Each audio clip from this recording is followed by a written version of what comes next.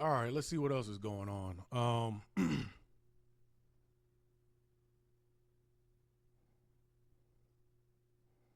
Let's see.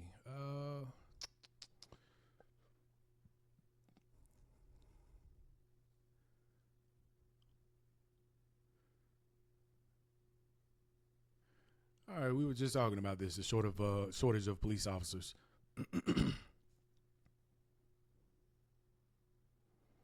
We definitely had to talk about MLGW.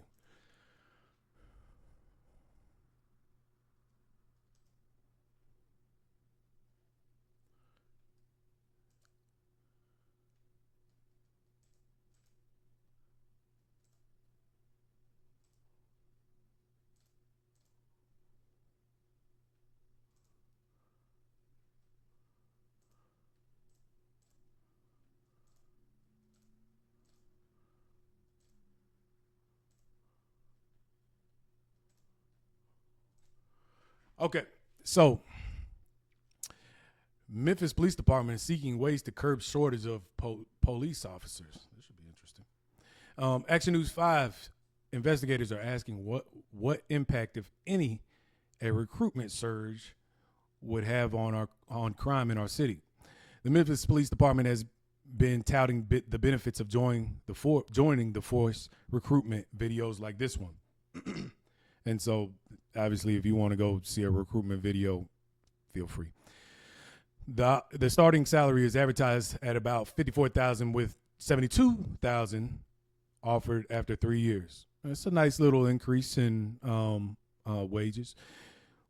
MPD has hosted hiring expos every quarter, desperately trying to add to its force. We have been really consistent with recruiting. We beefed up our recruiting, and it's even more aggressive right now, said Interim Police Chief C.J. Davis in a pre-recorded sit-down interview with Mayor Paul Young earlier this month. The department's goal is 2,200 to 2,300 officers. As of June 19th, there were 1,942 officers on the payroll. When asked if a more fully staffed department would help reduce crime, Memphis Police Association Vice President John Covington said, "I have no doubt. That's a total yes." While MPD maintains crime overall is down compared to this time last year, data from the Memphis Shelby Crime Commission shows that an increase in the number of police officers results in a decrease in violent crime. When we had the most officers, we had the lowest crime. When the numbers of officers began to fall, crime went up, Covington said. He shared data from the Memphis Shelby Crime Commission that shows the yearly violent crime rate in Memphis compared to the officer count. In 2011, the violent crime rate, based on data, was at its lowest. When police staffing was at its highest, by 2017, it was a much different story. The violent crime rate was at its highest when MPD staffing was at its lowest.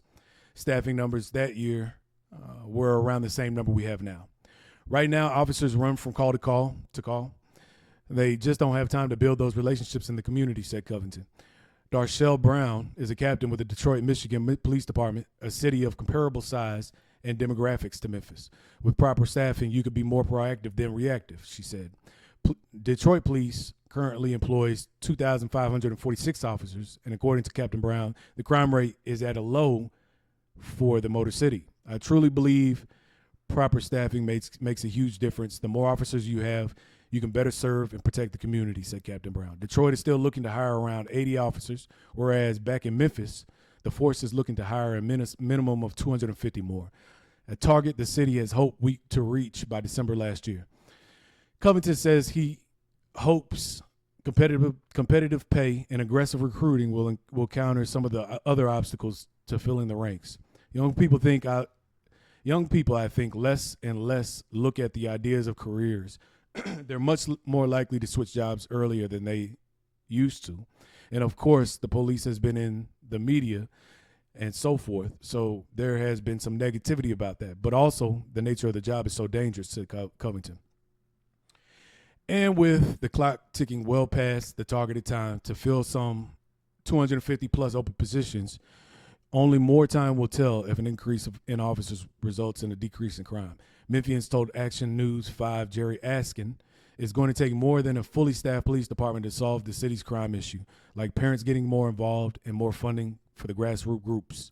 One thing you could do right now is register your home or your business security camera to the Memphis police so they can collect evidence as quickly as possible to solve crimes. Yeah, it just goes back to what we were saying before, the presence of the police department. Obviously,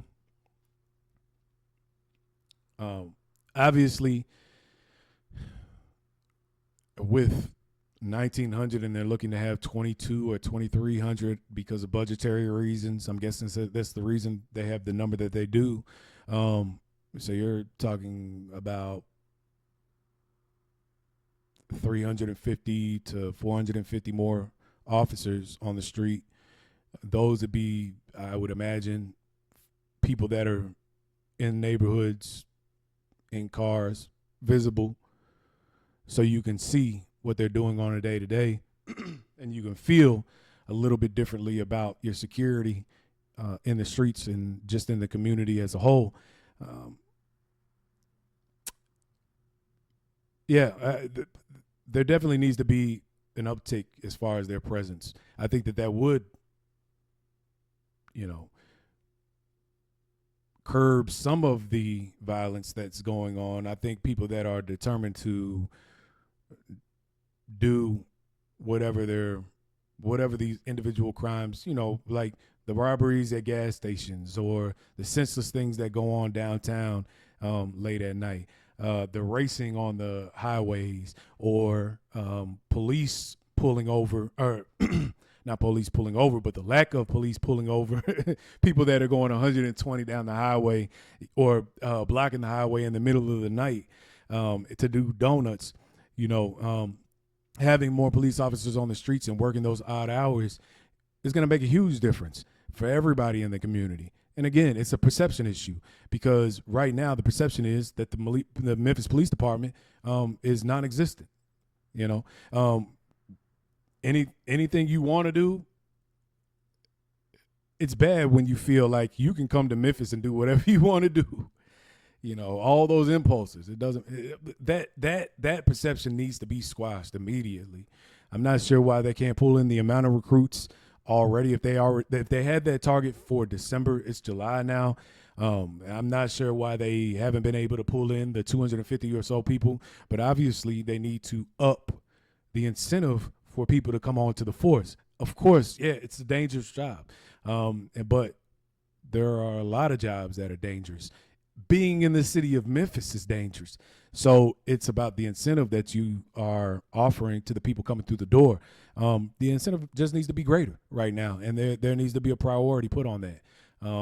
There has to be a premium, whatever that is. So if they're raising the overall rate, I don't know if they have sign-on bonuses. I was in the military and got a sign-on bonus. I don't know if there's a $3,000 or $4,000 sign-on bonus for Memphis Police Department, but that might be something that would get somebody to say, you know what, I'm going to join the police department today. I'm myself, I'm older, so it's more difficult for me to make a decision like that. I wouldn't be able to do it. But, if I was young enough and, that was the direction that I was pointed in, I definitely would, But it's there needs to be better incentives for people to go that route and jump into the force.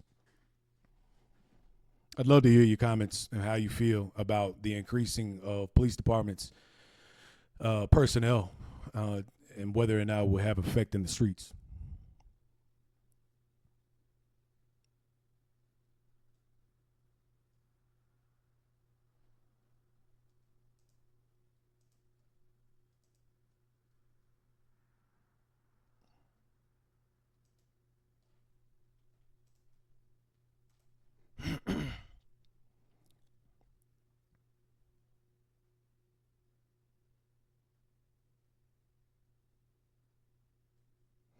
All right, so let's move over here to MLGW. I've talked about this a couple of times, and MLGW is interesting. It's bad because they have a billing issue, or previously had a billing issue. I don't know if that billing issue still exists. Okay. I pay attention to what I do with my utilities, but I live in a smaller place, so it's easier for me to go without. And I live by myself, so I can be a little bit hotter and still be able to survive. If I had someone with me, if I had a girlfriend, then it might be a little bit more difficult because she might want it to be comfortable all the time. I don't ever, now that it's getting hotter outside, I'll turn on my heat during the afternoon, whereas before, I'm not sure if it's on right now or not, as a matter of fact. I don't think it is, and I have fans running. So, and it's still comfortable.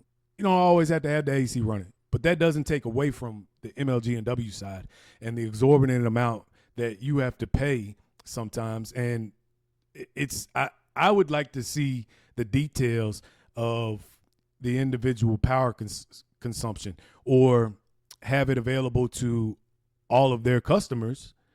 I'd like to see the detail of, or have it be available to be able to see details in your bill. And I'm sure that they have it there, but it's Chinese. It's difficult to figure out what's what on that bill from one month to the next. They have a system, I believe when you do the prepaid, that shows you your daily amount so you can see, but I haven't seen that for the actual MLG&W. That's through a third party.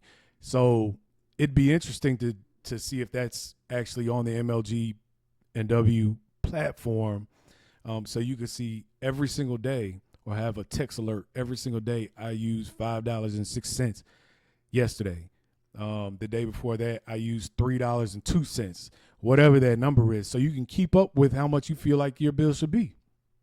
Or you can adjust according to what you used that previous day. So if you had $5 that you used, if you had $5 that you used yesterday, okay, I know that I ran my AC from 4 to 11. Or from during the middle of the day, noon to 6 at night. Well, now I'm just going to run it but I don't want it to be $5. So I want it to be $3. So let me see what it looks like if I do it from noon to 2:30 or 3. And I know it'll probably still be hot, but I'm saying that I want to see what the difference is in the amount of the bill for that particular day. That should be shown on your MLG&W portal if they do it for the prepaid customers, and an email could be sent to you of your previous day's usage. It should definitely be available, and an email should be able to be sent to you for your normal MLG&W customer. But let's see. This story here is about power being restored, and that's another issue, power constantly being out all over the city. I understand that the infrastructure is old and it needs to be updated, but the amount of time, I remember my birthday last year, July 18th, a straight line windstorm came through. It lasted literally 3 minutes, and power was out for 3.5 weeks. It knocked over a bunch of trees. Power lines were down all over the place, and it took that long to get that thing back up and running. And it may have been 2 weeks. I can't remember, but it was a long period of time.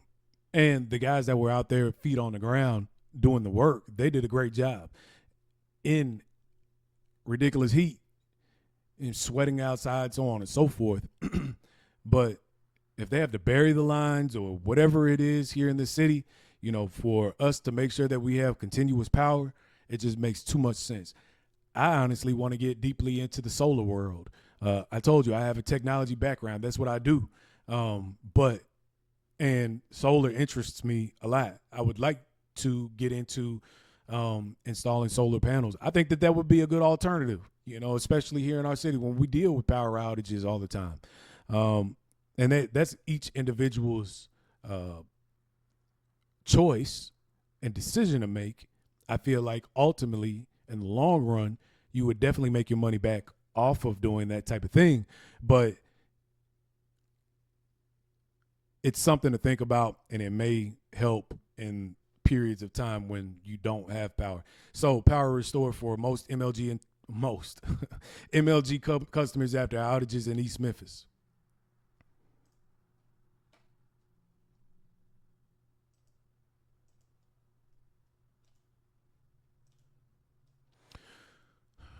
All So this story was yesterday, actually. As temperatures were expected to heat up on Wednesday, thousands of Memphis light gas and water customers woke up in the dark. Most of the Mid-South will be under a excessive warning or heat advisory from Wednesday morning through Thursday evening.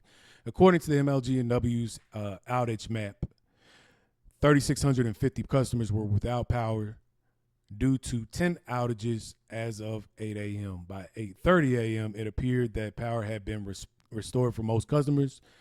Most of the outages appear to be in the area of Sam Cooper Boulevard and Poplar Avenue in East Memphis, with over 1,000 people in the dark. It doesn't explain why there was a power outage. That's what I would be most interested about. Again, it's beyond me how we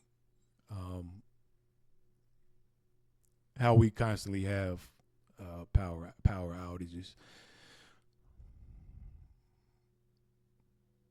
Like, I don't need.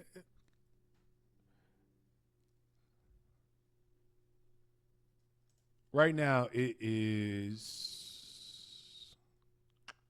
95 degrees outside, and I don't know what the heat index is, but let's see what that is.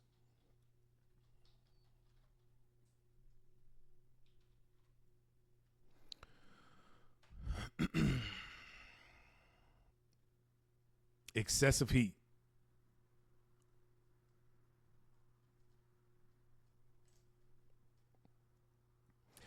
So it feels like 112 degrees outside right now. This isn't the time of year to be without power. I'm 42, so, I can deal with a little bit of heat. But I think about all those people that are sitting out there and they don't have, they're older, they're already more frail.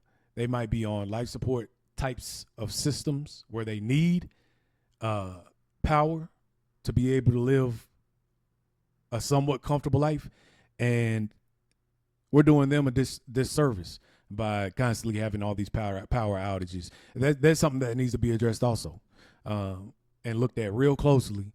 Money to be invested, and like I said, it's up to each individual, but solar power might be the way to go. I wonder what the grant is, and I need to look at it more closely or in more detail. But I wonder what that grant is that they're looking, the retrofit resolution that was spoke about at the last council meeting. I believe that resolution was to make modifications to low and moderate income households. I'm wondering what modifications those are, and if that includes something like auxiliary power or generators or solar power. That might be a great investment. But that's something to kind of keep an eye on and see whether or not that's there and available for the people that need it the most. Switching over to X.com, formerly known as Twitter.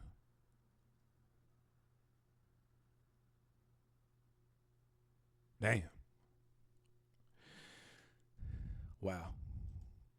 They have a video here, y'all, of a dog starting a house fire by turning on the stove. You gotta love it. Oh, man. And he's in the house. Oh, man. You know what? My MLGW guy, when damn. This is in Colorado Springs. I'm not gonna say thank God, but damn.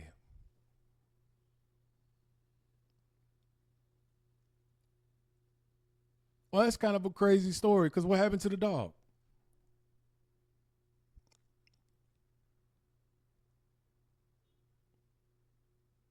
Oh shit, people were home. Oh man.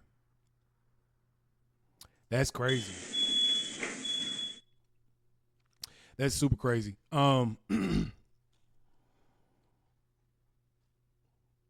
My MLGW guy came out. This was when I very first turned on my service here, and the first day, because I didn't understand why, I was sitting there thinking to myself, why do I have to be home for him to be able to turn it on? Everything that he needs is outside. First of all, there's a smart meter, and I think he needed to actually come out. He needed to come out and turn on the gas, but he normally turns on the gas and the electric at the same time. And so the first day I missed him.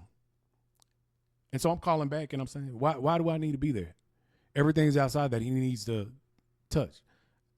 And they told me, look, sir, you just need to make sure that you're at the house during this window of time, and your guy will come out and turn on your services. Okay, fine, cool. So that's exactly what I did. I the next day or whatever day they told him to come back around or told me that I needed to be available, I made sure that I was here and I was available. And when I spoke to him, he said the reason why he doesn't turn on gas or electric, well, I'm not sure about the electric part, but gas, well, electric and gas, is because he doesn't know if the stove is inadvertently turned on and something may be on top of it. So when he turns on the gas or the electric, it might start a fire inside the house. You know what? Makes sense. And I respected that.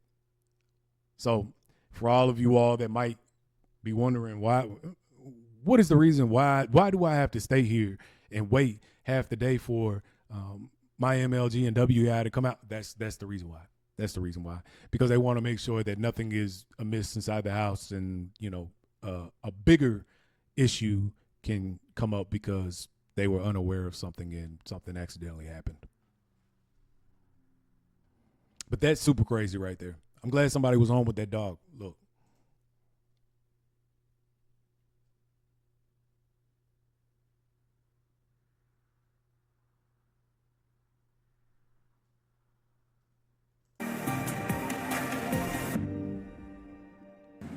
The Tennessee Highway Safety Office has partnered with the Shelby County Sheriff's Office, Tennessee Highway Patrol, Memphis Police Department, Fayette County Sheriff's Office, and other traffic safety partners to kick off No More on 64 traffic safety enforcement campaign. The purpose of this campaign is to use 64 hours of enforcement statewide to raise awareness to help reduce traffic fatalities during Independence Day weekend.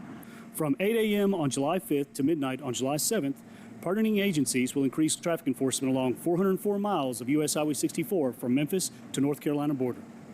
Director Buddy Lewis with the Tennessee Highway Safety Office had this to say. One thing that we don't see is how many people are saved each and every day by the work that these agencies here, and not only here but across the state of Tennessee, that are working every day to save lives on our roadways. So we thank them. We thank you all very much for the work that you all are doing. Chief Deputy Anthony Buckner had these words of warning to the public. And let me just paint the picture real quickly. A bologna sandwich, a fruit cup, a bag of chips, and a carton of jungle juice. That would be your meal at the Shelby County Jail if you are arrested for DUI. And just in case you missed it, I'll say it again, a bologna sandwich, a bag of chips, a fruit cup, and a carton of jungle juice. Whereas most families will enjoy barbecue for the 4th of July weekend, unfortunately, for those of you who choose to drink and drive during the holiday season, that's the meal that you would be met with at the Shelby County Jail. If you're planning on drinking during the holiday season, we ask that you make a plan, have a designated driver, use a ride-share app or company to get to where you're trying to go. If you don't choose to go those routes, then again, you would be with us at the Shelby County Jail. And if you're arrested for DUI, you would be with us for a minimum of 12 hours in the jail. So I would say to those who will be traveling the roadways in Shelby County this weekend, make smart, wise decisions if you don't want to end up in jail. The Shelby County Sheriff's Office is dedicating to saving lives this holiday season, so we'll be out in full force enforcing the law. We ask that the citizens of Shelby County help participate by following the rules of the road and making good choices. So I wonder why they chose 64. I guess this is actually a joint effort by more than just the Shelby County Sheriff's Office, and they'll be patrolling our portion of US 64. So That would be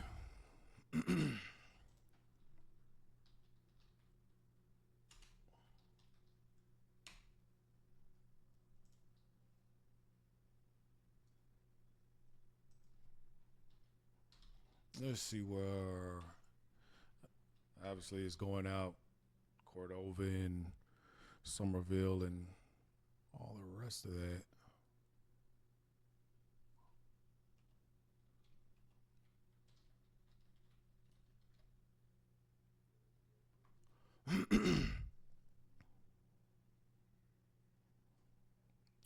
Maps gave me absolutely nothing.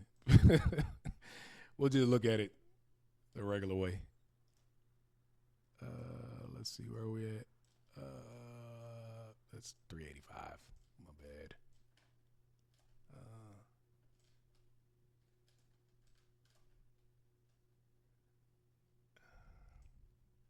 Here we go.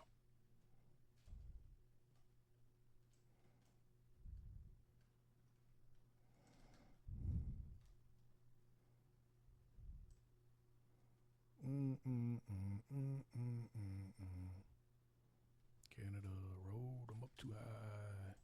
There we go. So 64, which is going to take you to Oakland, ultimately. And the part that I wanted to see was, that's what I was thinking. So it ends right here in the Cordova area by the Wolf Chase Mall going into Bartlett. So I'm not sure what other part of 64 exists. And if I'm retarded and don't know that there is, but I know that this is 64 and it's going all the way out. So that's the part of 64 that I guess the Shelby County Sheriff's Office is going to be patrolling. It's going to be basically from Oakland all the way to Wolf Chase Galleria. So, hey, it's up to you all.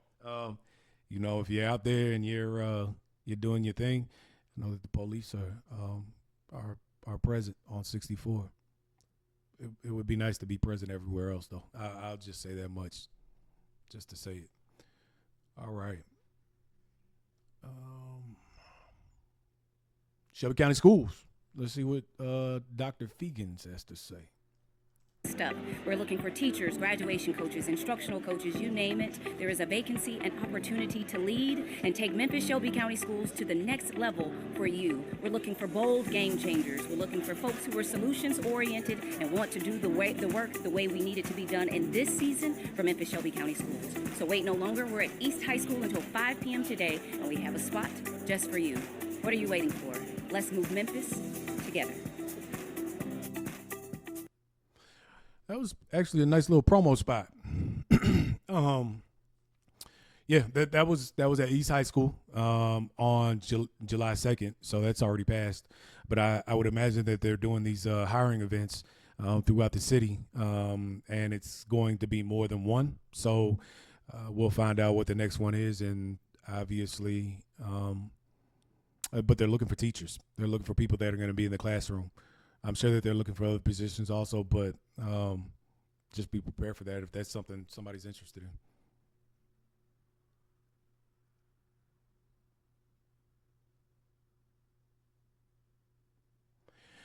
Here's another carjacking here in Memphis.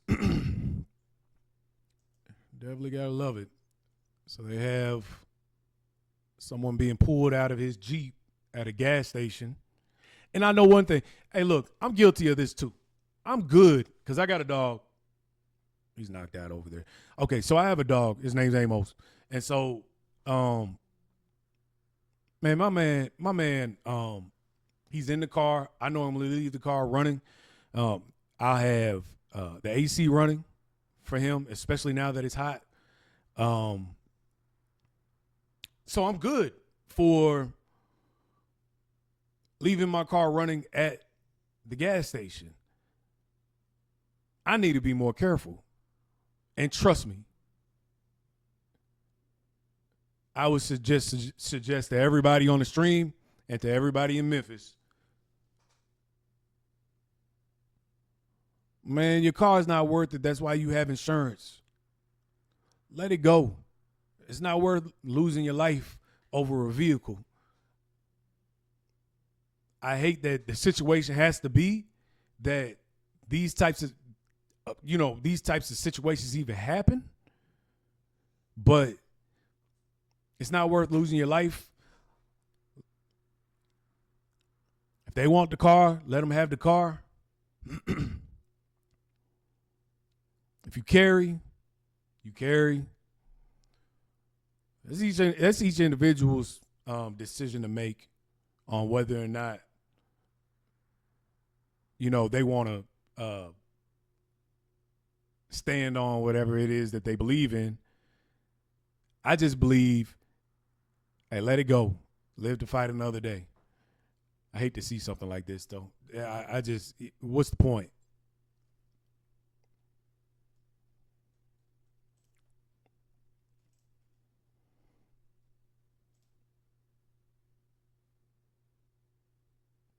So, yeah, Memphis police are looking for a pair of suspects. They say pulled a victim from his Jeep and attempted to carjack him outside of a gas station. I'm wondering why they say attempted. Let's see what the story says. So Memphis police are looking for a pair of suspects. They say pulled a victim from his Jeep and attempted to carjack him outside of a gas station. On June 24th at 8:42 a.m., 8:42 a.m., officers responded to a carjacking at 3388 Macon Road. They were told that the victim exited the Macon Express gas station after servicing the gambling machines. I thought we couldn't have gambling machines anymore at gas stations. What's going on with that? The victim placed a backpack containing an undetermined amount of currency on the back seat of his 2021 Jeep Wrangler. There you go. That's why they did it. That's why they did it. As the victim entered the driver's seat of his car, two armed men exited the gas station and allegedly pointed handguns at the victim while demanding the car. The victim attempted to get into his vehicle and drive away, but was pulled from the Jeep and thrown to the ground. Both suspects fled the scene, going west on Macon towards Holmes. The victim remained in possession of the Jeep Wrangler keys following the incident, so obviously it was a push button start. Police believe the suspects frequent 3388 Macon Road and may live there. One of the suspects was seen on video days before the incident. The police have provided the following descriptions. So, hey, look, just another day in Memphis. Again, if there's police presence out there in these neighborhoods, these things might not happen.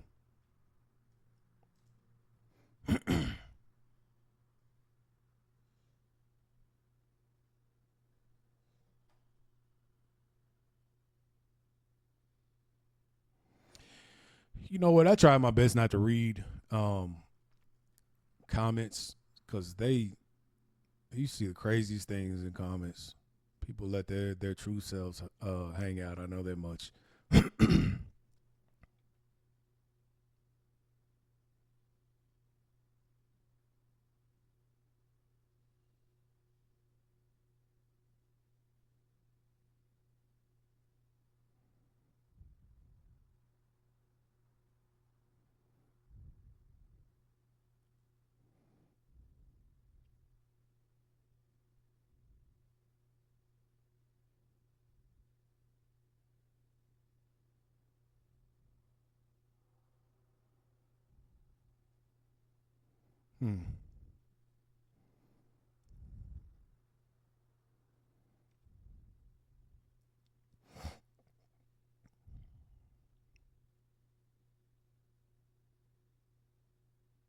All right.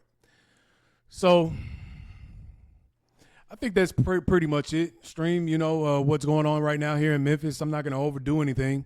We covered a few interesting topics, and it's a pretty typical day, going on here in good old Memphis, Tennessee on July 4th. I hope everybody's staying as cool as possible. Stay out of that sun. It's ridiculous out there right now. And we're going to keep on chopping these things up. Join me tomorrow. We'll do more of the same, but we'll probably throw in a couple of things that make it a little bit more interesting. But neither here nor there, man. Stay up. I appreciate the views. Subscribe and comment and like. All right, thanks.